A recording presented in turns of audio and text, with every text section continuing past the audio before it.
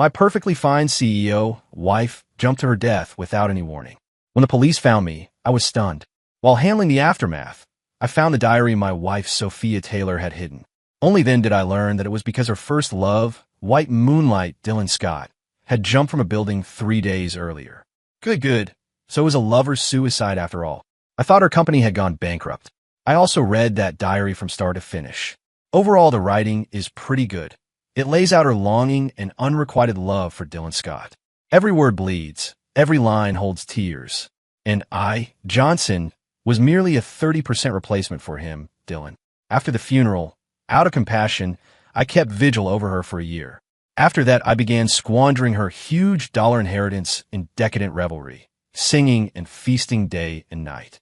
Until the year I turned 81, when I died from riding wind on the belly of an 18-year-old girl. When I opened my eyes again, I found I had returned to the day I graduated from college. Looking around, it really was the dormitory of the University of Los Angeles where I had lived for 4 years.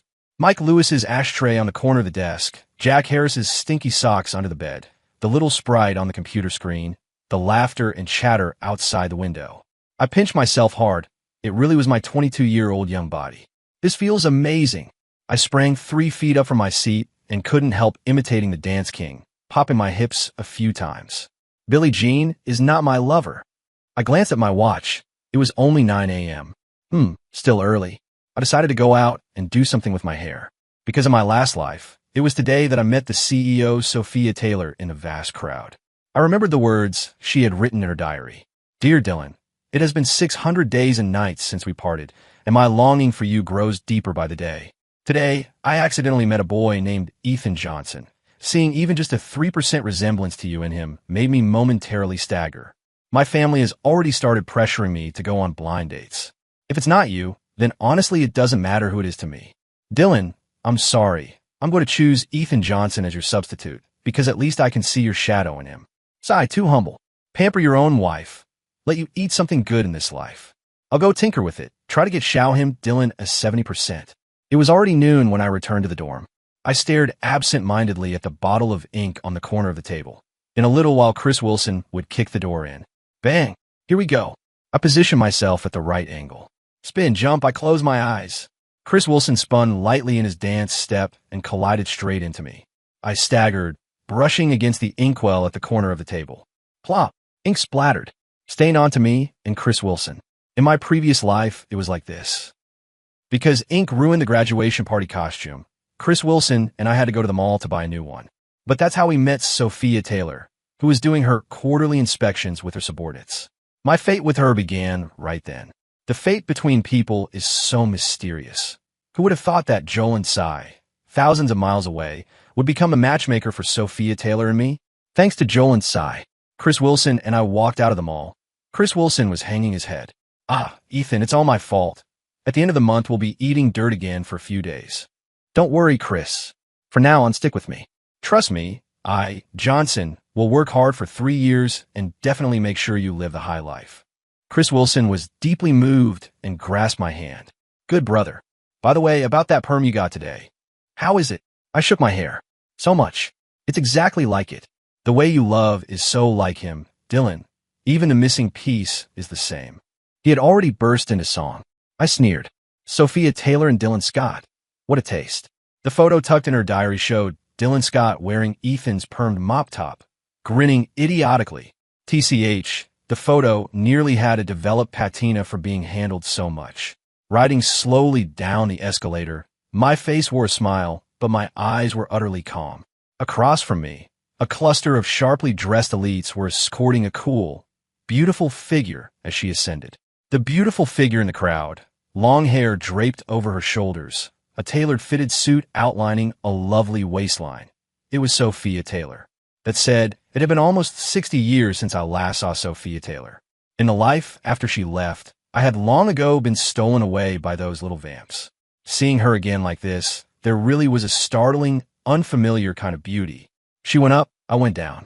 At the moment we brushed past each other, I unconsciously tilted my head slightly toward her. I clearly saw Sophia Taylor's pupils suddenly contract, and her cool face showed an expression of disbelief. In less than a second, we passed by each other. I turned my face back, and in the corner of my eye saw her abruptly spin around. When I walked out the mall doors, I dug into my pocket and my student ID slipped out. I'm a kind-hearted person. I can't stand seeing others suffer from lovesickness. In her diary from her previous life, she wrote that she was so shocked she momentarily lost her bearings. So when she chased after me, I'd already disappeared. In the end, when she found me, a month had already passed. Sunlight dazzled off the mall's glass facade. I turned away, pulled my gaze back, and spat on the ground as I turned. TSK tisk. Chris Wilson looked at me with a face of disdain. This is the caliber of our University of Los Angeles GPA 4.0 academic god. Enough chatter, back to school. Transfer the warmth of one person to another's chest. Memories are like moonlight you can't grasp.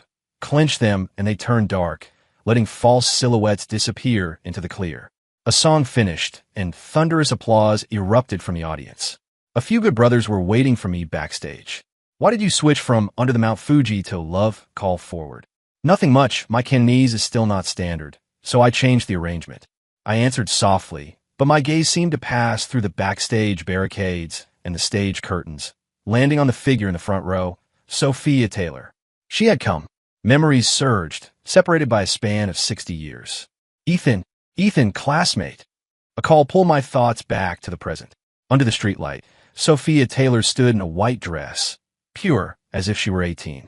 Were you pretending, you 26-year-old old aunt? Suppressing the urge to voice my inner snark and ignoring the winks from my good brothers beside me, I walked straight over. Hello, who are you? I feigned confusion at the right moment and let a flash of surprise show in my eyes. Duh. Guess what this is? Sophia Taylor smiled and handed me my student ID. I puzzledly patted my pocket. Thank you. Although I won't be needing it soon, it's still a keepsake. Are you a freshman who enrolled this year? I'm Ethan Johnson, a senior in the School of Economics and Management at the University of Los Angeles. Hello. She extended her hand with poise. My name is Sophia Taylor. I'm not a student at the University of Los Angeles.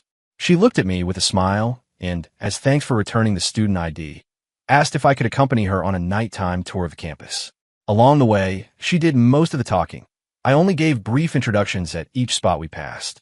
Which CEO with tens of billions of dollars in assets is ever simple? I'm sure by this afternoon, she's already checked me from top to bottom, just like in my past life.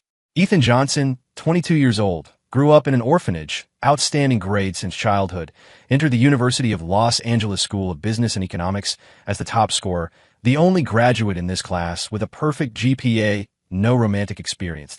Along the way, we went from East and Chan to Nordic literature, then leapt to economic theory.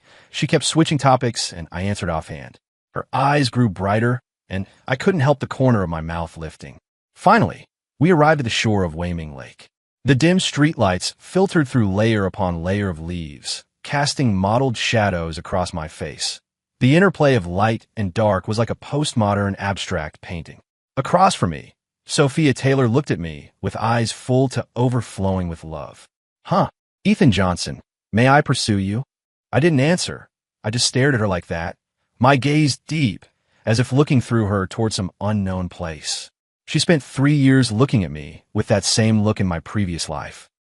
Now, I've learned it too. I watched her gaze shift from adoration, slowly turning to doubt, then to shock. Sophia Taylor, are you wondering who I'm looking at when I look at you? Go check. Your perfect face, to my eyes, is the fragmented, ruined version it became 3 years later. After all, it was I, Johnson, who personally painted your morning makeup. Sophia Taylor launched a grand pursuit of me, even more frenzied than in my previous life. Under the onslaught of money, my good brothers one after another defected. Ethan, just marry Miss Taylor. My happy old age depends entirely on you. Yeah, Ethan, stop being so aloof. Just let me enjoy a peaceful old age. I sighed deeply. It's not that I don't want you to be happy, it's just, I took an offer letter from the drawer, an international investment bank in San Francisco. I'm going to San Francisco.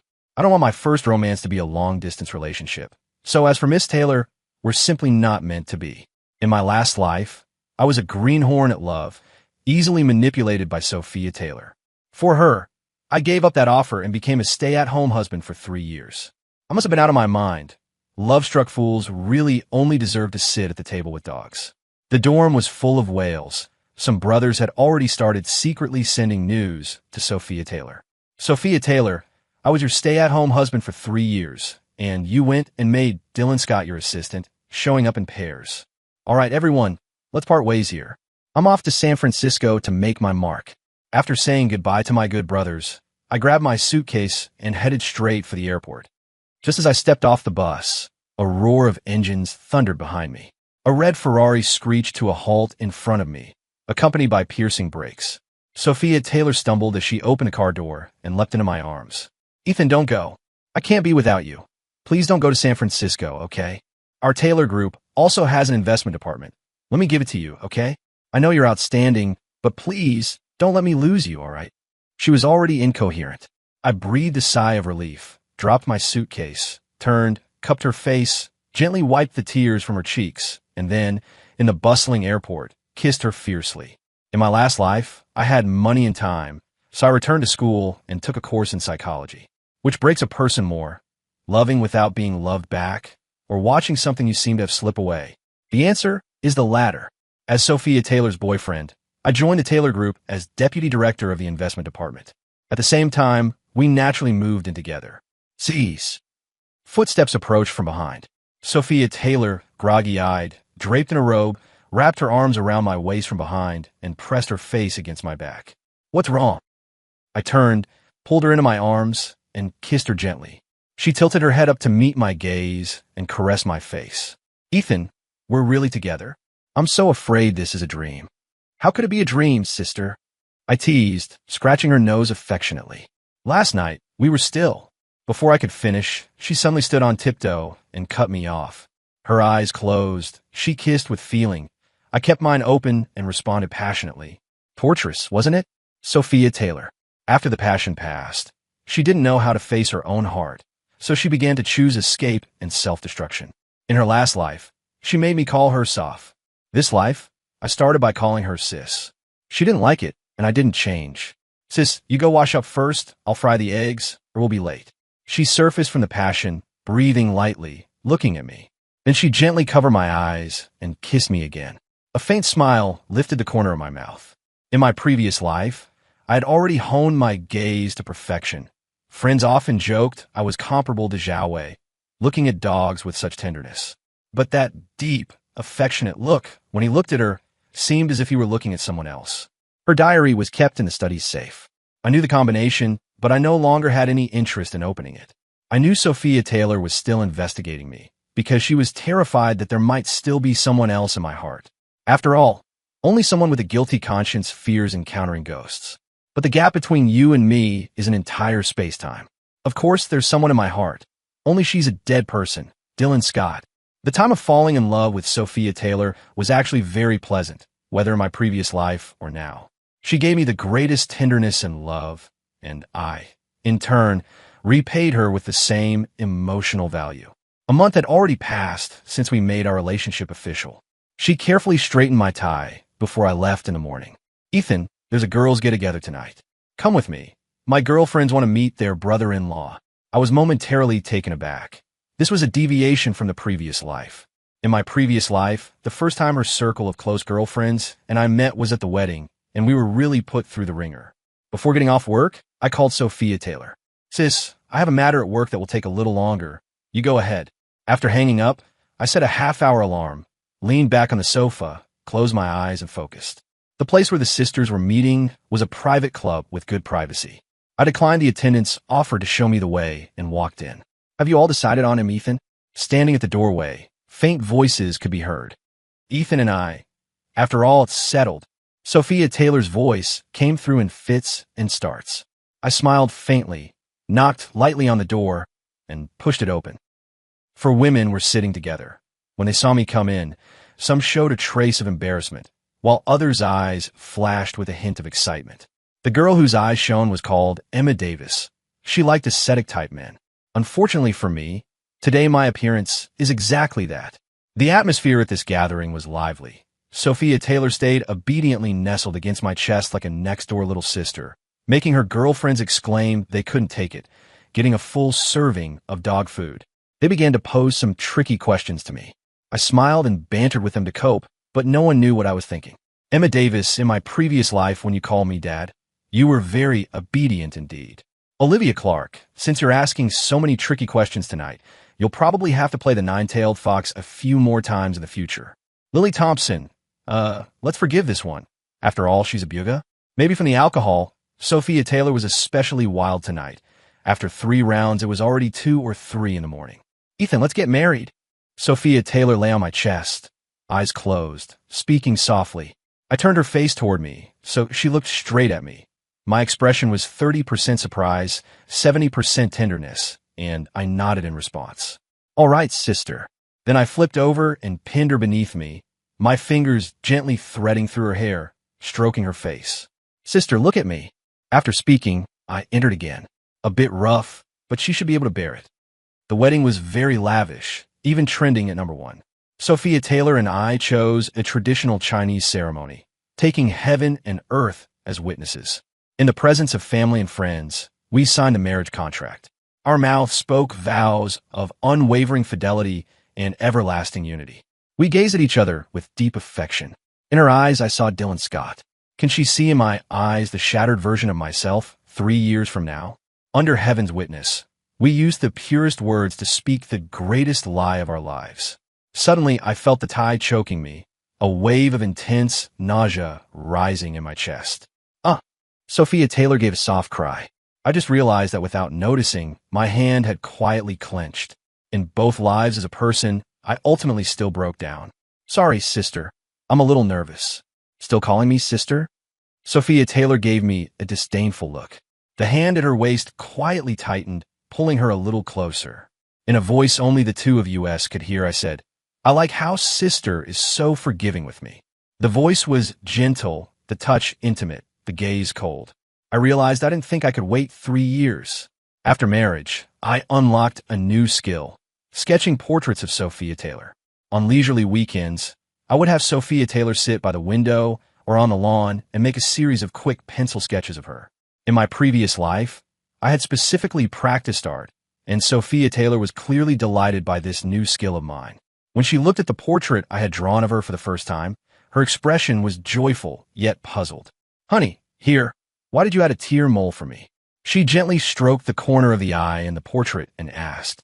Sister was looking into the distance a moment ago, and there seemed to be a touch of sadness in her eyes. I was moved. Just think of it as an artistic touch, sister. Hearing my words, her fingers recoiled as if shocked, abruptly lifting off the drawing paper. Thank you, husband, I really like it. She kept her head down the whole time she spoke. I saw with my own eyes her fall from the high building like a withered leaf, shattered into pieces. The brightest streak of red looked very much like a tear-shaped mole. Dylan Scott returned to the country a year earlier than in my previous life. I deliberately bought the trending spot in a certain country for the news of my wedding to Sophia Taylor. So, Sophia Taylor, would you regret it? After all, our wedding was only a month apart from Dylan Scott's return. The one you truly love, fated but not meant to be. The choice you settle for seems to leave a silhouette in your heart you'll never be able to find. Clearly, if you held on a little longer, everything might have turned. But what I want is that missing little bit from you. I want remorse to consume your soul. In my previous life, I was a stay-at-home husband. Dylan Scott returned to the country, and you arranged for him to be your assistant. Now that I'm at the company, how will you arrange him? In just half a month, Sophia Taylor had become haggard, anxious, nervous, and unsettled. Look at the way she looks at me. Sometimes guilty, sometimes indifferent. Sister, have you been under too much work stress lately? You look terrible. Why don't you take a few days off? We could make up your honeymoon. No. Sophia Taylor reacted like a cat whose tail had been stepped on, instantly on edge. My point is, it's okay. I've been a bit busy lately and can't get away. She saw my puzzled, confused expression and softened her tone. Sis, if it really doesn't work out, I'll just quit. From now on, I'll stay home and take care of you. Seeing you so haggard breaks my heart. You want to quit to take care of me? Sophia Taylor's expression showed she was moved and visibly relieved. Yeah, sis, until the end of the month. I'll hand off my current work. I smiled purely, but in the tyndall effect of the sunlight around us, fine specks of dust seemed to gather in my chest. Thank you, husband. Sophia Taylor buried her face in my chest, her arms wrapped around me, her voice muffled as if coming from underground. I put my hands in my pockets and said gently, Silly, there's no need for thanks between us. Investigating the dead is always easier than investigating the living. Sophia Taylor and Dylan Scott had been in love since high school, from high school to college, and then after graduation. It was at that moment that the Scott family was purged as a whole over a major case of illicit transfer of benefits. Sophia Taylor wanted the Taylor Group to bail out the Scott family, even if it meant pouring in everything the Taylor Group had built up over nearly a decade. Sophia Taylor's parents naturally refused, immediately threatening suicide, forcing Sophia Taylor to break up with him, Dylan. After the breakup, Dylan Scott took the last of the Scott family's assets abroad and disappeared without a trace. As long as she didn't get drawn into the Scott family's whirlpool, even if Sophia Taylor married an ordinary man of clean background, Mr. Taylor and Mrs. Taylor would both wholeheartedly approve.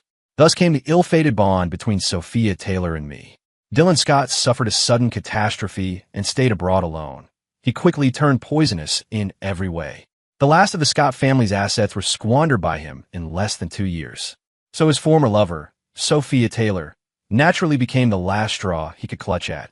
In his previous life, after returning to the country, although Sophia Taylor gave him some financial support in dollars, constrained by family and public opinion, Sophia Taylor didn't dare to be too conspicuous. And for a gambler at Dylan Scott's age, quitting was completely impossible, so he quickly ran up a large amount of high-interest debt at home again. Dylan Scott didn't dare let Sophia Taylor find out. To get money, he seduced a wealthy woman in her 50s, Linda Parker. While the two were having an affair, Linda Parker's husband David Parker suddenly came home. In a panic, Dylan Scott hid on the exterior air conditioner unit and, losing his footing, fell. This is the truth about Dylan Scott's suicide by jumping in his previous life. Now I've set the stage. All the actors are in place. I only need to give a gentle push to the first domino, and everything will follow naturally. As the end of the month drew nearer, Sophia Taylor's mood and complexion visibly brightened. Of course, it might also be thanks to the care I've given her these past 2 weeks. For the past half-month, I clung to her tightly, sticking to her every moment. Maybe Sophia Taylor felt that clarity was imminent, or maybe she felt somewhat guilty toward me, so she was completely obedient and accommodating. For a while she made our friends around us green with envy. Until the very last day of the month. I had arranged a cozy candlelit dinner and was enjoying the quiet evening with Sophia Taylor. Today's red wine was excellent, but after only a shallow half glass, Sophia Taylor's cheeks were already flushed, and the look she gave me held a touch more desire. She leaned softly against my chest, breathing like orchids. "Husband, carry me upstairs." "Soph," I said with a smile, brushing her cheek. A flash of astonishment and delight crossed her eyes. She had asked me before to call her Soph, and I had never agreed. "Soph, I recently saw a very interesting question online. Which is more regrettable, never having obtained something and always regretting it, or being about to obtain something but losing it forever?" Sophia Taylor blinked her pretty eyes and was momentarily stunned by my question. Then she, embarrassed and angry, slapped me lightly. "Messing around at a time like this. Where did you see such a strange question?" I smiled faintly and raised both hands, indicating surrender. "It's okay, Sophia Taylor. You'll soon know the answer to your question." The phone rang abruptly, and Sophia Taylor angrily reached to turn it off. I gently held her hand. "Answer it. What if it's something important?" The call connected, and after only 2 or 3 seconds, Sophia Taylor's face went deathly pale. She swayed as if about to collapse, nearly falling forward. I sat quietly beside her, as if I hadn't noticed her sudden change at all. "Ethan, there's been a problem at the company. I need to go over there right now." Go. The floor lamp cast soft light, creating a clear dividing line across my prominent nose, one half bright, the other in shadow. She stopped speaking, fumbled to put on her shoes, and rushed out the door. Bang! The front door produced a dull sound.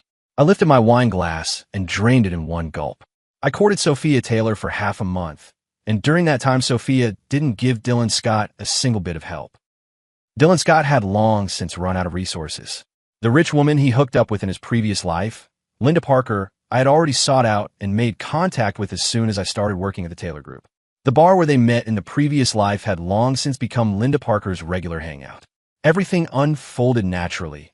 In my previous life, they could pair a turtle with a mung bean, so there was no reason we would click this time. Everything progressed just as it had in my former life. The difference was that this time Linda Parker's husband, David Parker, was the one I had personally texted. At this point, I no longer needed to hide anything. Sophia Taylor, my hatred for you is so deep enough that even after 60 years, I still wish you nothing good. I was hunched over the toilet, vomiting until I blacked out. All night passed, and Sophia Taylor didn't return. I didn't sleep either, sitting listlessly on the sofa all night. At 6 in the morning, my phone rang. Incoming call, police. Sophia Taylor jumped off a building.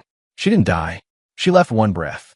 I calmly stayed outside the emergency room, calmly handled all the procedures, and calmly sat in the ward, just as I had kept vigil in my previous life. On the 7th day, Sophia Taylor woke up. Brother F, a barely audible voice sounded. Sophia Taylor was looking at me with eyes all red. Ha ha. I suddenly burst into manic laughter. Great. Before, I always felt something was missing. Always felt the world wasn't real enough. It turns out it was because there were no spectators. Brother F was what we called each other when we were closest in our past life. I called her Soph, and she called me brother. Although she's 4 years older than me, she always said I spoiled her like a little sister. I laughed for several minutes straight, until finally tears started to fall. Soph, you're a bit late coming back. Seeing her pupils suddenly contract and the look of shock on her face, the empty space in my heart that had existed across both lives was finally filled. Sophia Taylor, after living 2 lives, you're still this stupid.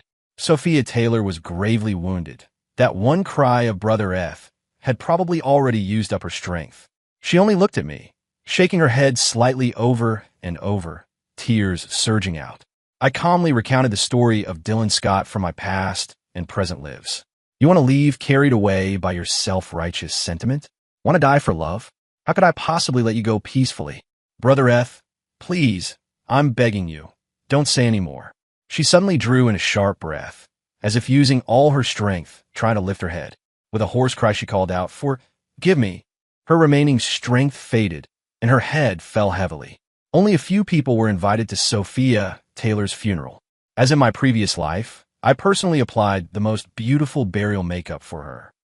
After disposing of the shares in the Taylor Group, I left Los Angeles. I was a proud person, but in my past life, I had fallen into decadence for a full 60 years. Except for not having picked up those habits, in my past life, I was no different from scum. Under the Golden Gate Bridge, I suddenly remembered a joke about a laser tower. For a moment, I was overcome with joy and actually laughed until I cried. I set up an investment firm in San Francisco. With a full 60 years of foresight, I invested all my assets into the chip and artificial intelligence industries. Those absurd days of my past life, those hates and pains, finally dissipated from my heart with the passing of Sophia Taylor. Side story from Sophia Taylor's perspective. In the 2 years after Dylan Scott left, I lived like a walking corpse, numbing myself with work. I often thought, that's fine, it's perfectly okay to grow old alone. Until the day I met Ethan Johnson. I never imagined that 2 people who had nothing to do with each other could be so alike. On the escalator, he was going down while I was going up. The glance exchanged as we passed each other made me stand frozen on the spot. After Dylan Scott left, I often wondered what I would do or say if we ever crossed paths again in the crowd. Now I know. I couldn't move or utter a single word. I know he wasn't Dylan Scott, but he looked so much like the 20-year-old Dylan. People often say that even a 30% resemblance is enough to lose one's composure. Then this young man, Ethan Johnson, must be a gift sent by heaven. I must grasp him in my hands. By the time I came to my senses, ignoring the gazes of the corporation's executives behind me, I pushed through the crowd like a madwoman and chased after him downstairs. Nowhere to be found. In the brief moment I lost my focus, Ethan had vanished. I wandered back to the mall in a daze and saw a student ID on the ground. I opened it. The boy on it, Ethan Johnson, wore a bowl cut, smiling innocently, his gaze fresh and inexperienced. University of Los Angeles School of Economics and Management, Ethan Johnson. It's him. I laughed, then suddenly went weak and collapsed to the floor. Then the tears started flowing uncontrollably, impossible to wipe away. I clenched the ticket to the University of Los Angeles graduation ball in my hand, my heart all at 6s and 7s. How should I speak to him, Ethan, when I see him later? Will my outfit today make a good impression on him? Will he think I'm too old? The assistant helped me get the tickets. The seats are great, right in the first row. I watch him singing on the stage, Ethan. Love call forward. Dylan Scott, are you a sign sent from heaven, hinting that I should let the feelings I had for you, which ended without result, fall upon Ethan Johnson? I stood under the streetlight, staring intently at everyone who came out of the auditorium. Finally, Ethan appeared. At this moment, there was no one in my sight but him. People streamed in and out of the auditorium entrance, but in my eyes, he seemed to have a spotlight on him. Closer, closer still. I tried to take a step forward, only to find my body completely rigid. I clutched the hem of my dress tight. Speak up, Sophia. Finally, my throat rasped out the words, Ethan, classmate. He treated me like a junior at school, and a pang of sorrow welled up in my chest. I can't worry about so many things anymore. I feel like Ethan, is the last salvation of my life. If I miss him, I don't know where the rest of my life will end up. That night felt like a dream to me. I acted coquettishly toward him, Ethan, like it was my first love, with endless things to say. In the dim light, in a daze, I felt that Ethan, was Dylan Scott. I was talking with him, Ethan, about things I'd talked about with Dylan before. No matter how my thoughts jumped around, he always managed to pick up perfectly. My gaze grew increasingly dazed. With the last of my clarity, I asked him, Ethan Johnson, may I pursue you? After saying that, I felt as if I'd exhausted all my strength. My mind went blank. Was the person standing in front of me my Dylan? I waited quietly for his response. He still hadn't spoken. His eyes were beautiful, his gaze gentle, but my heart was sharply pierced. I could feel that his eyes were looking at me, but there was no trace of me in them. Whose eyes were in his gaze? Someone who looked like me, but wasn't me. It felt like I'd been slapped hard. How was I any different? Looking at him, Ethan, my eyes filled only with the shadow of Dylan Scott. I began to pursue Ethan Johnson obsessively, but he was so aloof. Every time we met, he was polite yet distant, and especially the way he looked at me. I inexplicably felt a pang of regret, as if watching a tragedy about to unfold. Ethan Johnson was going to leave Los Angeles. I knew he was exceptional. The offer he received was a rare opportunity, but I couldn't just stand by and watch him leave me. I ran through multiple red lights and finally caught up to him before his plane took off. I was hysterical, incoherent. I just poured out all the feelings in my heart in one breath. Maybe my behavior moved the heavens, because I suddenly fell into a warm embrace and a passionate kiss folded me into it. How wonderful! My boy Ethan, my salvation. I felt that heart which had drifted for so long finally come to rest. That night, I wrote my final diary entry. Dylan, this is the last diary entry I'm writing to you. Now, I have met my angel Ethan Johnson, my salvation. I need to sort out my emotions and move forward. Thank you for the days we once spent together. Goodbye. I locked the diary in the safe, cleared my heart clean, and I will welcome my future with the purest posture. After being with Ethan Johnson, our relationship was passionate yet warm. I loved how he would smile as he held me in his arms and softly call me big sister. He was like a gentle stream, attentive, tender, nourishing everything silently, making my withered heart sprout again. I could feel his meticulous care and affection for me, but my sixth sense kept warning me that who he was looking at was not me. This feeling was driving me almost insane. I couldn't accept that my savior still had someone else's shadow in his heart. So I hired a private detective to investigate Ethan Johnson's past. The results matched my expectations. He grew up in an orphanage and devoted all his energy to his studies from a young age. He had no romantic experiences at all, not even a favorite female celebrity. Perfect. My F should be such an outstanding, pure young man. I couldn't wait to bring him in front of my close friends. I wanted everyone around me to know that I'd fallen in love with him. My close friends were surprised that I could start a new relationship again. I told them with certainty that I really was in love again. I'd fallen for a man named Ethan Johnson. When Eth walked into the room, I suddenly realized I had made a huge mistake. I watched my friends' expressions when they saw Eth. That look of sudden understanding, as if everything had clicked into place, and my heart instantly climbed into my throat. I knew they had the wrong idea. They thought I was putting on some kind of coy pretense. But that's not it. I really did leave the past behind and wanted to embrace the future with Eth. After the party ended, I clung to Eth desperately, asking again and again. In the end, I was completely exhausted, too tired to even keep my eyes open. I was absolutely certain that Eth was my other half for the future. I lay against his chest, listening to his heartbeat, and said, "Eth, let's get married." Eth's response was very direct. Perhaps he was too excited.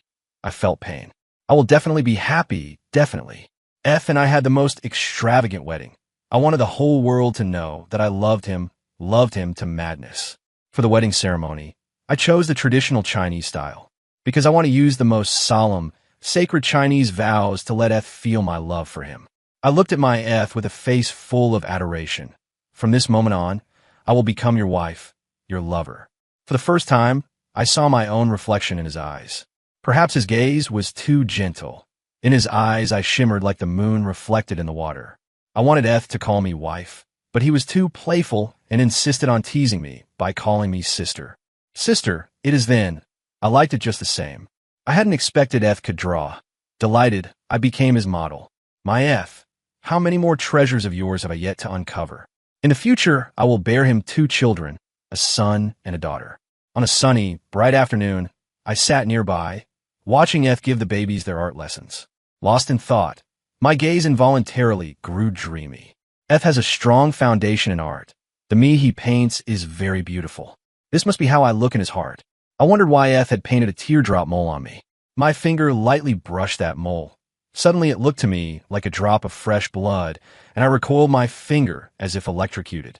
A sudden buzzing came to my ears. Eth seemed to say something, but I didn't hear it. Since that day, the ringing in my ears has never stopped, day or night. I vaguely heard someone calling me Soph, the wail of sirens, the ticking of some unfamiliar instrument. At night, I began to have fragmented, bizarre dreams, but in the morning I could remember nothing of them. A kind of inexplicable remorse lingered in my heart, as if I had done something irreparable. These feelings weighed on me, making me restless and uneasy. Thankfully, Eth was by my side. I could always draw strength from him. I was afraid I might have some serious illness. If I were to leave, how painful would it be for Eth, who loved me so much? Eth noticed something was wrong with me too. He suggested I take a few days off and said we should make up a honeymoon. But no, Eth, I can't let you know I'm sick. I made an appointment with a famous specialist at home. After I get myself back together, we'll go enjoy a sweet time alone together. Eth said he would give up his career and stay home to take care of me. For a moment, my heart was filled with overwhelming guilt. My Eth was clearly so outstanding, yet had to become a house husband for me. With such a wonderful Eth, how could I not love him? I held him tightly, wanted to press him into my body. My voice choked, "Husband, thank you." When I answered the call from the police station, an indescribable sense of absurdity welled up inside me.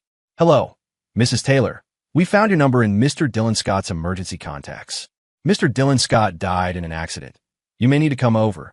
A person who'd been out of touch for 2 years, hearing news of him again, and it turned out to be that he had died. My feelings were indescribable. Absurdity, shock, disbelief. But in any case, I had to go over there. Dylan's parents were inside, and the Scott family had already dispersed. It looked like I would be the only one to handle his affairs. I didn't tell Eth the truth because I didn't want to affect the image he had of me. And because I had lied to him, I felt very guilty and hurriedly left the house. "Sorry, Eth. This is the last time I'll lie to you. How did a perfectly fine person like Dylan Scott suddenly go to ruin?" I saw Dylan Scott for the last time at the police station and signed some documents for his funeral arrangements. I also learned from the police about how and why he died. My mind was in chaos. I looked in the mirror. I was haggard, as if I had aged by over a decade. I couldn't go back to see Eth looking like this. He always liked to call me sister, and if he saw me now, he'd only tease me more. I didn't return home. Instead, I went back to the Taylor Group. Dylan Scott's death still affected me somewhat. Although I had put him in the past, it still disturbed my state of mind. Tossing and turning, unable to sleep, this was the first time I'd slept alone since being with Eth. I simply went up to the rooftop to get some fresh air, thinking of Dylan Scott, thinking that I had once deeply loved someone like him. A sudden, indescribable shame rose in my chest. I climbed onto the railing and shouted toward the distance. "Dylan Scott, I don't love you anymore." After shouting it out, the knot in my heart eased considerably. But I forgot that I had been drinking that evening. The wine was sweet, but its alcohol content was rather high. The moment I fell, the memories of my past life surged awake like a tide. Suddenly, my terrified, fearful, despairing heart calmed. So in my past life, I committed such absurd, shameless acts. I guess dying was indeed better. How could I, who has sinned, still tell Eth I love you? The memories from both lives finally made me aware of the places that had been altered. That pure, kind Eth, after all, became a lonely soul full of hatred because of me. I ruined Eth, and I ruined myself. The moment I hit the ground, I didn't think I would be able to open my eyes again. Brother F. Just that one cry drained all the strength from my body. My tears could no longer be stopped. But looking at F's hysterical, manic laughter, I slipped entirely into darkness. I understood. The once bright, sunny boy Ethan Johnson had long since died, perished buried with the dead in the previous life. I wanted to reach out and pull him out of the darkness, but in the end, I couldn't. The me from my past life, the me in this life, is still me, Sophia Taylor. I don't dare to explain anymore. I only hope my death can help you untie your knots. Goodbye, Brother F.